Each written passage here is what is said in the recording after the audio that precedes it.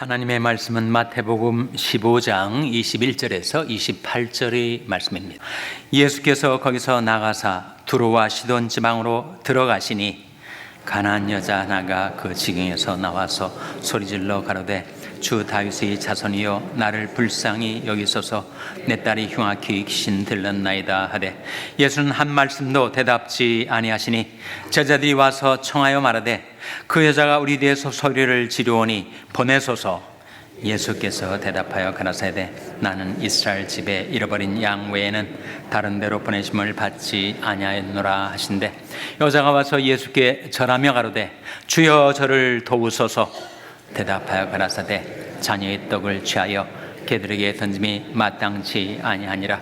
여자가 가로되 주여 올소이다마는 개들도 제 주인이 상에서 떨어지는 부스러기를 먹나이다 하니 이에 예수께서 대답하여 가라사대 여자야 내 믿음이 크도다 내 소원대로 되리라 하시니 그 시로부터 그의 딸이 나으니라.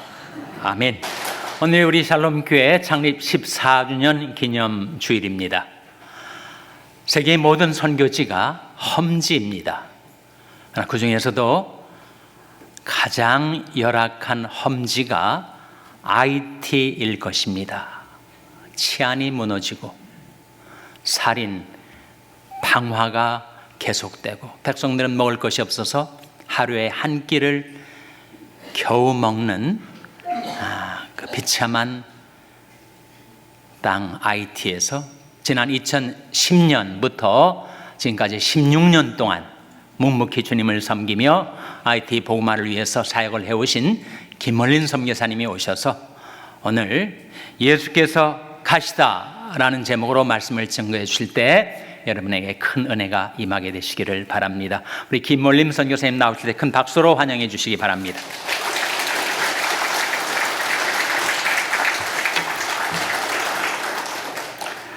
네, 마태복음 15장에서 예수님의 제자들이 식사를 하는데요. 손을 씻지 않고 먹는다고 율법학자들이 예수님을 찾아와서 항의를 했습니다. 당신의 제자들이 지금 우리의 전통을 무시하고 손을 씻고 밥을 먹어야 되는데 어떻게 그냥 식사할 수 있느냐. 손을 씻는다는 것은 굉장히 중요한 예식인데 손을 씻으면서 유대 전통을 따라 하나의 형식을 갖추고 사람들은 손을 씻고 밥을 먹어야 되는데 왜 예수님 당신의 제자들은 우리의 전통을 무시하느냐고. 그때 예수님께서 입으로 들어가는 것이 사람을 더럽게 하는 것이 아니라 입에서 나오는 것들이 사람을 더럽게 한다. 그러면서 예수님이 유대인들이 가지고 있는 전통적인 사고방식, 예수님의 새로움이 전통적인 것과 충돌을 했습니다. 어떤 손을 씻는다는 것이 위생적인 부분이 아니라 그것은 하나의 유대의 전통이었어요.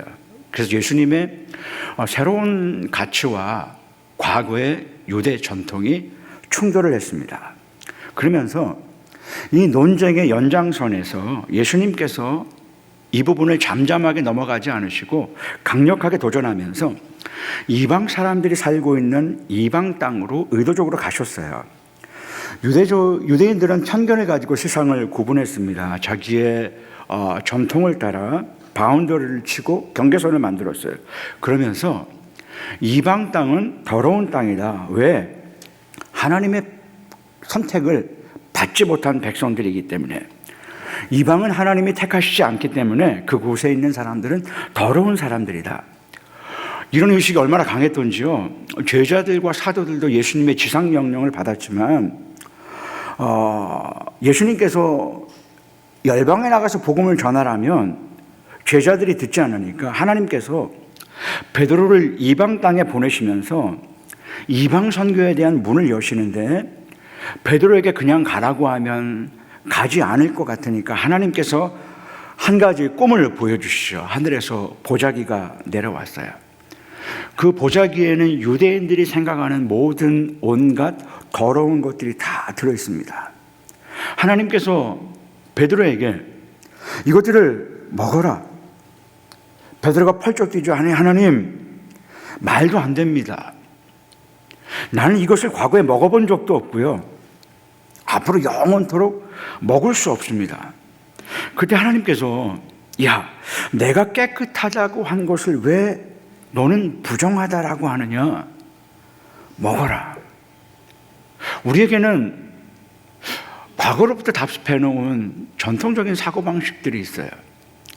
제가 유치원 다니는 딸아이를 데리고 IT 당에 갔습니다. 여러분의 자녀들은 미국의 컬처와 한국의 컬처, 근데 저희 딸아이에게는 4가지의 컬처가 있어요. 한국적인 컬처와 미국식 교육을 받았기 때문에 미국의 컬처,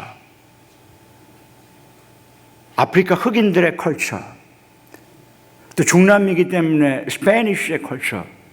그래서 제가 봐도 선교사 딸은 이래야 된다라고 하는 그런 고정관념이 있었어요. 그래서 IT가 너무너무 어려워서 한 번은 중학교 딸을 데리고 미국 뉴저지에 피난을 왔습니다. 토요일이었는데요. 마트 근처에서 이 아이가 없어졌어요. 한참 있다 나타났는데 귀를 5개 뚫고 왔습니다. 깜짝 놀랐어요. 아니, 내 딸이 선교사 딸인데 어떻게 귀를 5개 뚫고 올 수 있을까? 도무지 이해가 되지 않았어요. 내 피에서 태어난 아이인데 딸을 블레임하면은 관계가 어그러질 것 같아서 그냥 넘어갔습니다. 그런데 이 아이가 한인교회 갔는데요. 귀가 5개를 뚫렸는데 예배를 드리는데 머리를 내려갖고 귀를 싹 가려요. 저는 그것만도 너무너무 고마웠습니다. 선교사 딸은 이래야 한다.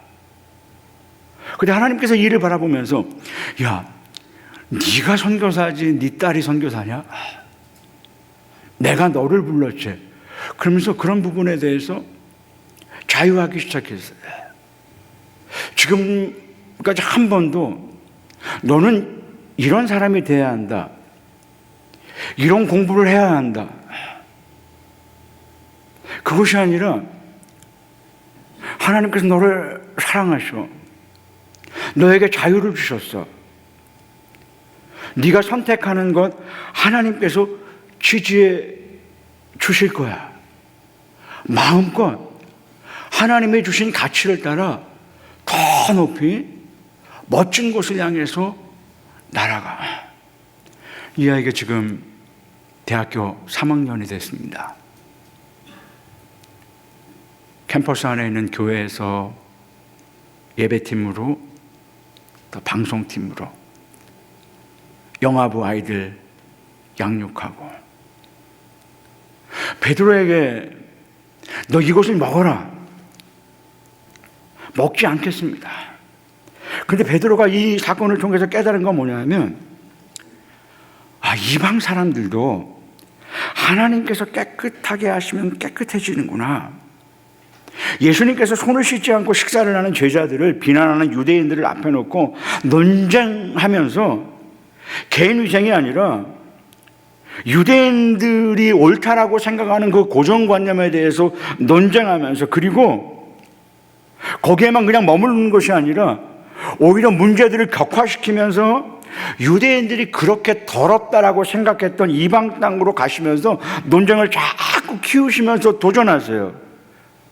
모두가 거기에 가면 다 부정해진다라고 하는데 예수님은 이방 땅 두로와 시돈으로 일부러 가셨어요. 그러면서 우리가 깨끗해지는 것은 하나님의 손에 달렸다. 하나님께서 깨끗하게 하시면 우리는 더럽다고 해도 깨끗한 것이고, 우리가 아무리 깨끗하다라고 이야기를 하더라도 하나님께서 더럽다고 하시면 우리는 더러운 존재다. 그러면서 그 더러운 이방 땅에 가시면서도 예수님은 그곳에서 이방 여인을 만나요. 당시 사람들은 이방 땅에 가기만 해도 못마땅하게 생각했죠. 부득이한 이유로 꼭 이방 땅에 가야 한다면 가능하면 빨리 부정해질까 봐 그 땅을 벗어났어요.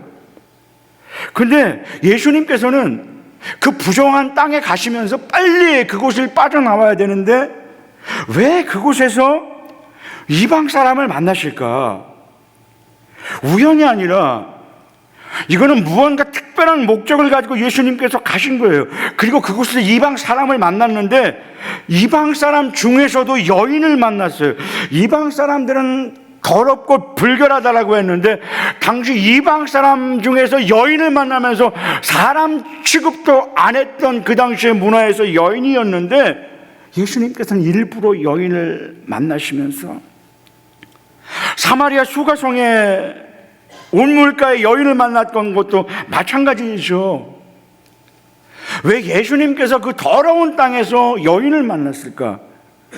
그 땅에 갔으면 보통 종교적인 사람들이 생각하는 그 상식의 기준에 맞게 빨리 벗어나야 되는데 이것이 우리의 전통인데 왜 예수님은 일부러 이방 땅에 가셨고 이방 사람하고 대화 나누는데 그것도 여자하고 이야기를 나누니까 예수님께서는요, 우리가 옳다라고 생각했던 그런 것에 대해서 오픈 케이스, 아주 실제적인 예의를 보여주면서 우리에게 도전하시는 거예요. 근데 이방 가나안 여인이 예수님을 만나서 자기 딸이 죽게 됐으니까 통곡하면서 우리 딸을 제발 살려달라고 애원해요. 근데 예수님께서 말씀하셨어요. 자녀들의 떡을 개들에게 던지는 것은 옳지 않다. 유대적인 생각이죠. 평소 예수님의 모습이 아니에요. 근데 이 모습을 보면서 예수님이 왜 이러실까? 그러면서 어떤 생각이 있냐면 오늘 예수님의 모습이 굉장히 특별하다. 오늘은 무언가 예상하지 못한 아주 특별한 일이 이루어지겠다. 그런데요, 거절감을 당할수록 여인은 예수님 앞으로 더 다가왔어요. 개 취급을 당하고요, 부스러기도 주지 않겠다 이야기를 들었을 때 얼마나 수치스러웠겠어요. 화가 났을 거예요. 자신이 인생 살면서 많은 사람들한테 거절감을 당하다가 마지막으로 믿었던 예수님께서 자신을 거절할 때 이 여인의 삶에는요, 엄청난 상처와 한만이 남았을 거예요. 그런데 거절을 당하면 당할수록 이 여인은 주님께 다가오고 있어요. 더 예수님 앞으로 나와서 예수님 앞에 절하면서 주님, 저 좀 도와주십시오. 부탁하는 강도는 짙어졌는데 말은 더 짧아졌어요. 주님, 맞습니다. 개들도 주인의 상에서 떨어지는 부스러기를 먹지 않나요? 그때 예수님께서 감탄하셨어요. 이야, 정말 네 믿음이 크구나. 너의 소원대로, 믿는 대로 될 것이다. 여러분, 예수님께서 모두가 더럽다라고 하는 이방 땅을 향해 발걸음을 옮긴 것도 기적이지만요, 이 여인이 유대인 청년 예수를 찾아온 것도 사실은 믿기 어려운 놀라운 사건이에요.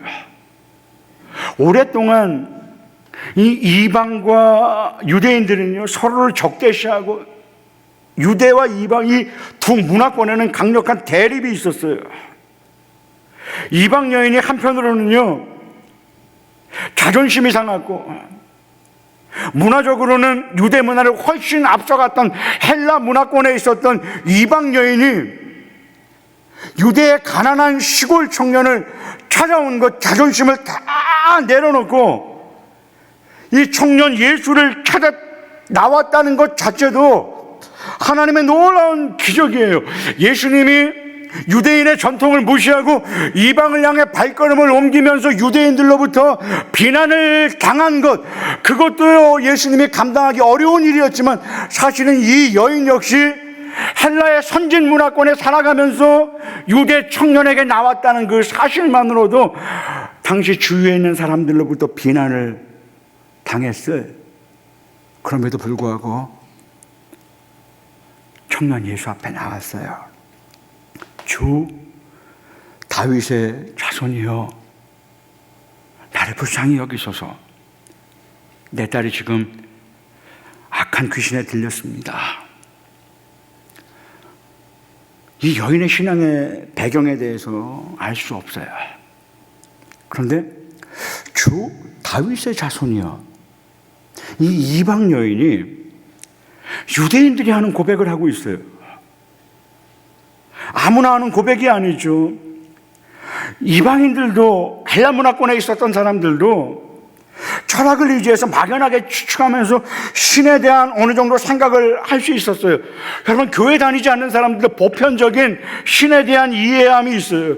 그래서 인류 역사로 인간이 만든 철학이라든지 문학이라든지 역사, 교양의 한 부분은 신의 존재를 인정하면서 나 자신을 절제하고 참선을 통해서, 겸손한 생활을 통해서 주님 앞에 나아갈 수 있다. 그것이 인간이 갖추어야 할 가장 아름다운 덕목이다. 이런 신에 대한 생각이 있었는데, 이 여인은 이 헬라인들이 가지고 있는 보편적인 신에 대한 생각이 아니라 주 다윗의 자손 예수요. 여러분, 이 여인이 주 다윗의 자손 예수요라는 것은요, 일반적인 신에 대한 고백이 아니에요. 지금 이 여인은 이스라엘의 하나님, 살아계신 여호와의 이름을 부르는 거예요. 여인이 어떻게 이런 믿음을 갖게 됐을까? 이 여인은 간절한 마음으로 딸의 위기 앞에서 죽어가는 딸을 놓고, 주 다윗의 자손 예수여, 나를 좀 살려주세요. 나를 좀 살려주세요. 내 딸이 죽게 됐습니다. 여러분, 현대 그리스도인들의 문제가 뭔지 아세요? 우리는 하나님 앞에 울부짖어야 하는 일들이 별로 없어요. 제가 미국 땅에 오면서 모든 것들이 풍성한 이 땅을 바라보면서 참 아름답고 편하지만 안타까운 것이 있는데, 여러분, 우리는 울부짖어야 하는 문제가 별로 없어요. 예측 가능한 세상을 살아가고 있어요. 더 이상 절실한 게 별로 없어요. 근데 여러분, 어떤 의미에서 예측이 불가능한, 저희 딸은 고등학교 졸업할 때까지 한 번도 대문 밖을 자기 발로 걸어나간 적이 없어요. 늘 테러와 납치와 위기 앞에서. 그런데 그곳에서 살아가는 저희가 얼마나 행복한지 아세요, 여러분? 제가 사역 떠날 때 하나님께서 한 가지 그림을 보여주셨어요. 높은 절벽 위에 제가 서 있는 거예요. 아래를 봤는데 너무너무 높고 물이 깊어요.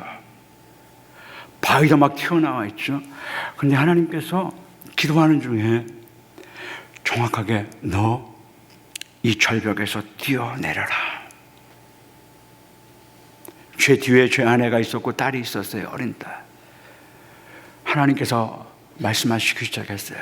너 내 아내와 내 딸, 온 가족이 뛰어내려.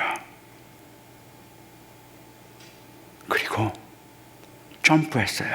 아내와 딸 데리고. 전혀 예측할 수 없네. IT 갈 때 뭐 세팅한 것이 아니고요, 전화번호 하나 없이 갔어요. 그런데 여러분, 물론 많은 어려움이 있었지만 하나님께서 지금까지 한 번도 굶기지 않으시고 우리의 필요를 채워주시고 우리의 삶을 보장해 주시고,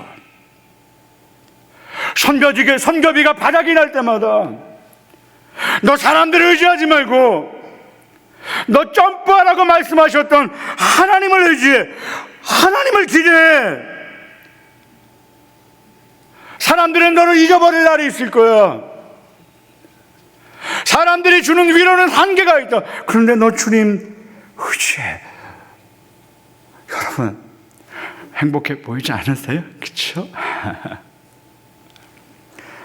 주 다윗의 자손이여, 나 살려주세요. 주님이 해결해 주지 않으면 방법이 없습니다. 어떻게 보면 안타까운 삶인 것 같고 불쌍한 삶인 것 같지만, 근데 여러분, 미국 땅에 처음 오셨을 때 다 그러지 않았어요? 말이 통하지 않고. 이 미국 땅에 와서 우리 가족과 함께 이 먼 나라에서 살아가야 하는데, 하나님, 나는 당장 우리 가족을 부양해야 할 계획이 없습니다. 보이지 않습니다. 여러분들이 처음 이 땅에 오셨을 때 주 다윗의 자손 예수요,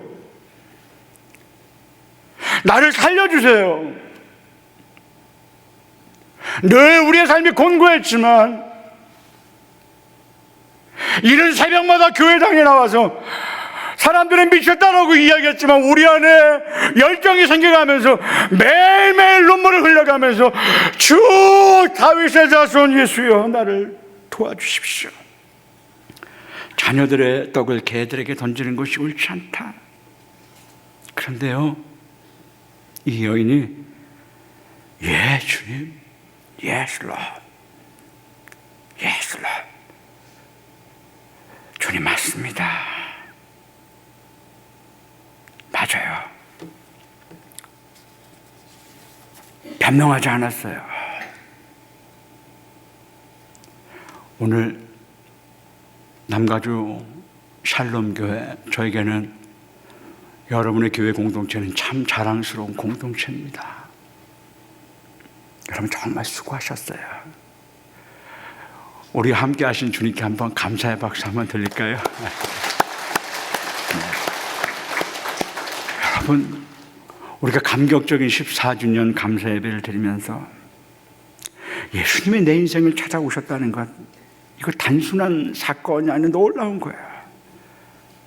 더럽다라고 하는 이방 땅, 거기에 가면 안 되는데 거기에서 하필 사람을 만났는데 나 같은 인간을 만나셨어요. 나 같은 인간을 만나셨어요. 많은 사람들이 비난을 무릅쓰고 예수님께서는 나를 구원하셨어요. 그런데 그것만이 기적이 아니라요, 내가 처음에 올 때 나의 꿈은 아메리칸 드림이었는데, 돈 버는 것이 내 인생의 최고의 가치였는데, 어려운 대한민국 떠나서 내 아들, 내 딸들에게 아버지, 엄마보다 더 좋은 세상 물려주기 위해서 좋은 교육을 시키는 것이 내 인생의 최고의 가치였는데, 아메리칸 드림을 외쳤던 내가, 예수님이 나를 찾아온 것도 기적이지만 내가 주님 앞에 주 다윗의 자손 예수요, 주님, 돈이 내 인생의 주인이 아니네요. 주님이 내 인생의 주인이십니다. 여러분, 우리에게는 이 여인이 했던 고백을 할 수 있는 가능성과 잠재력이 다 있어요. 하나님을 거부하는, 하나님을 멀리했던, 하나님을 도망가는 것이 내 인생이었는데 하나님께서 나 같은 사람에게 찾아오시고, 그랬던 내가 돈밖에 모르고 이기적인 내가 주 다윗의 자손 예수여, 나를 구원하소서. 여인에게는요, 철저히 하나님을 신뢰하는 믿음이 있었습니다. 제가 한국에서 예수전도단 YM 간사로 있을 때 한 교회 목사님이 건강이 안 좋으셔서 목사님이 안식년하시고 그 교회 설교 목사로 봉사를 한 적이 있습니다. 감리교회였는데 금요일날 교회 가서 금요 예배 인도하고 토요 모임 갖고 주일 오전 예배, 오후 예배 인도하고 이제 서울로 돌아오는 그런 일정이었습니다. 그리고 그 목사님이 쓰시던 사택에서 저희들이 주말을 지냈는데, 예배를 마치고 잠시 쉬기 위해서 그분의 아파트를 쭉 올라오는데요, 한 분이 이렇게 내려오시는 거예요. 멀리서 봤더니 그 교회의 주일학교 부장 선생님이셨어요. 40대. 근데 그분이 담배를 쭉 이렇게 피고 내려오셨어요. 제가 그분을 멀리서 봤죠. 그분이 저를 보신 것 같아요. 담배를 뒤로 이렇게 딱 숨기시더라고요.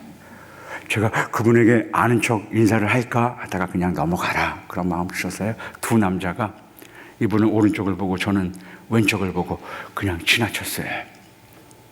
그리고 사택에 앉아서 잠시 생각을 하는데 하나님, 이분에 대해서 어떻게 생각하십니까? 그랬더니 주님께서 그러시는 거예요. 너 그분에게 나쁜 것을 뽑는 일을 하지 말고 좋은 것을 심어라. 그러면서 40대 한국 남성들의 고민, 교회와 세상 사이에서 갈등하는 그 고민들을 보게 하셨어요. 그래서 그 다음부터 매 예배마다 형제님들을 격려하기 시작했어요. 몇 개월을 격려했더니 형제님들 가운데 예배 시간에 눈물을 흘리는 분도 계시고 하나님 앞에 반응하는 분도 계시고, 그러면서 제가 유럽에서 학생으로 있을 때 한 가지 이야기가 떠올랐어요. 유럽의 집들은 이 하우스를 메종이라고 합니다. 프렌치로.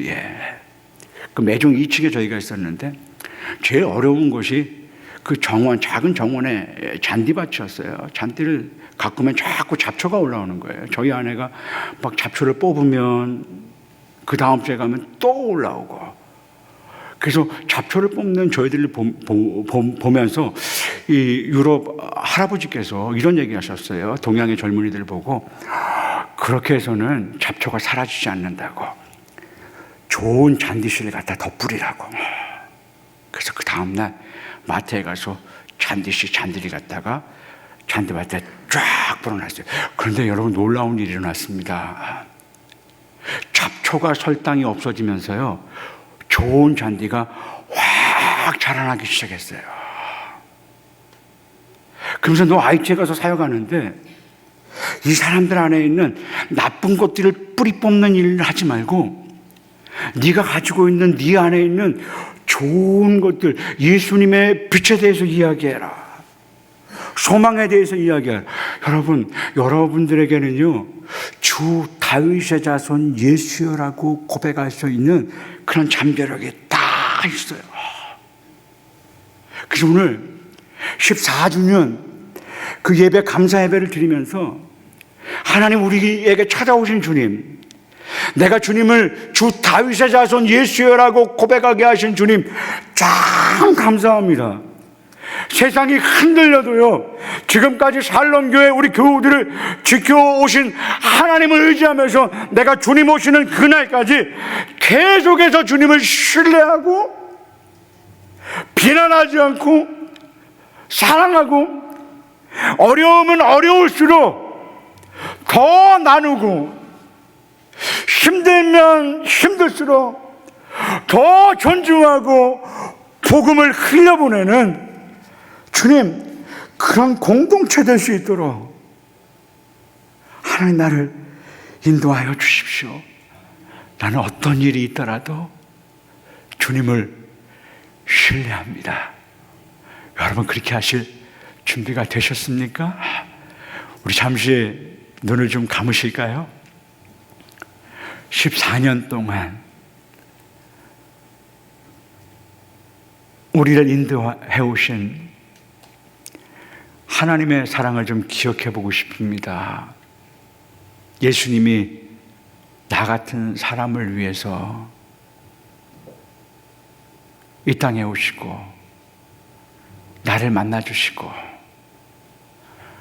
그리고 주님, 내가 이렇게 주님 앞에 나와 예배할 수 있는 사람이 아닌데 어느 날 내 안에 복음의 씨를 심어주시면서 주님께서 나로 하여금 주님을 주인이라고, 나의 주님이라고 고백하게 하셨습니다.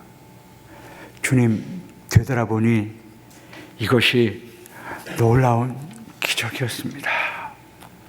이것 가지고 내가 믿음으로 살아가겠습니다라고 잠시 한음성으로 기도하겠습니다. 하나님 아버지, 감사합니다.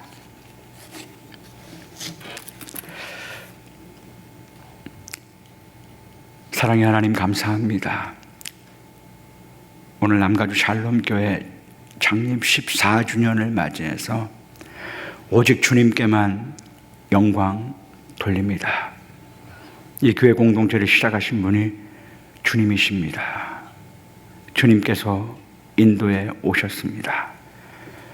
그리고 하나님 앞에 나올 수 없는 자격 없는 우리들을 불러 예수 그리스도를 주님이라고 고백하게 하신 분, 그것도 주님이십니다. 주님께서 그러셨던 것처럼 우리가 소외되고 지친 이웃들을 찾아가 복음을 나누는 믿음의 사람들 될 수 있도록 인도하여 주십시오. 예수님의 이름으로 기도합니다. 아멘.